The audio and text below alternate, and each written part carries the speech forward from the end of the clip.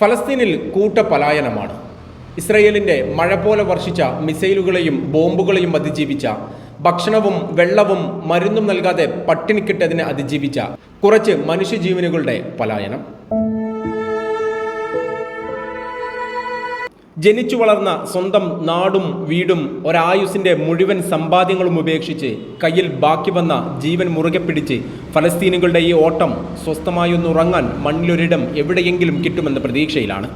Israel ആക്രമണത്തിൽ നിന്നും ഓടി രക്ഷപ്പെടുന്നു എന്ന വാക്ക് ഫലസ്തീനികളുടെ കാര്യത്തിൽ അർത്ഥപൂർണമല്ല.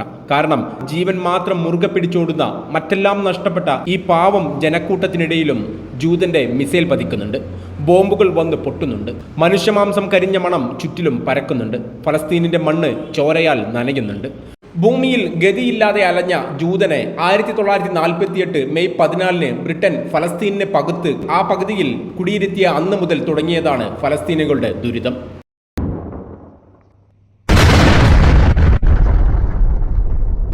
അഭയം കൊടുത്ത ഫലസ്തീനിന്റെ അതിർത്തി നിരന്തരം ലംഘിച്ച് തങ്ങളുടേതാക്കി ആ മേഖലയിൽ സംഘർഷം പതിവാക്കി തുടങ്ങിയ ഇസ്രയേലിന്റെ സ്വാർത്ഥതയുടെയും ക്രൂരതയുടെയും മൂർദ്ധഭാവമാണ് ഫലസ്തീനിൽ കണ്ടുകൊണ്ടിരിക്കുന്നത്. ഹമാസ് ആണ് ഞങ്ങളുടെ ലക്ഷ്യമെന്ന് ആവർത്തിക്കുന്ന ജൂതന്മാർക്ക് ലക്ഷ്യം ഹമാസ് അല്ലെന്നുറപ്പാണ്. അവരുടെ ലക്ഷ്യം ഫലസ്തീൻ എന്ന രാജ്യത്തിന്റെ ഉന്മൂലനമാണ്. ഫലസ്തീൻ ജനതയെ തുടച്ചു നീക്കലാണ്. അതിനൊരു മറയെന്നോണം ഹമാസ് എന്ന പേര് ഉറക്കെ ജൂതൻ ഉച്ചരിക്കുന്നു എന്ന് മാത്രം.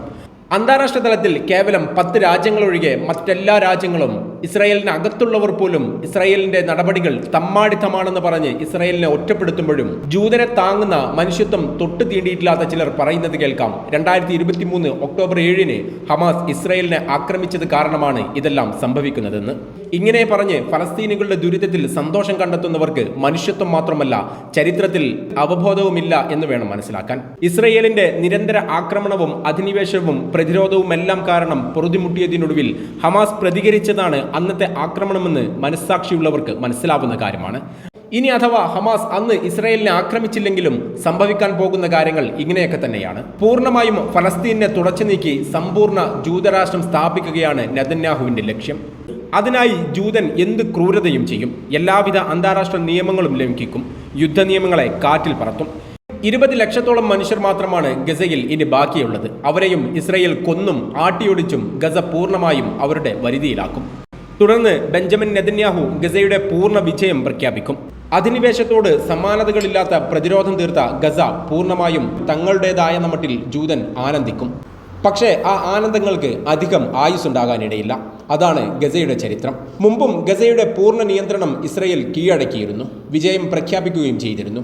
പക്ഷേ ഗസയിൽ നിന്ന് വീണ്ടും ചെറുത്തുനിൽപ്പുകളുണ്ടായി, തിരിച്ചടികളുണ്ടായി. ജൂതനെ പിന്മാറേണ്ടി വന്നു. ചരിത്രം വീണ്ടും ആവർത്തിക്കപ്പെടും. അധിനിവേശ ഭൂമികളിൽ നിന്ന് ജൂതനെ ആട്ടിയോടിക്കപ്പെടും. ജെറുസലേമും ഗസയുമെല്ലാം ഫലസ്തീനുകളുടെ മണ്ണായി വീണ്ടും പ്രഖ്യാപിക്കപ്പെടും.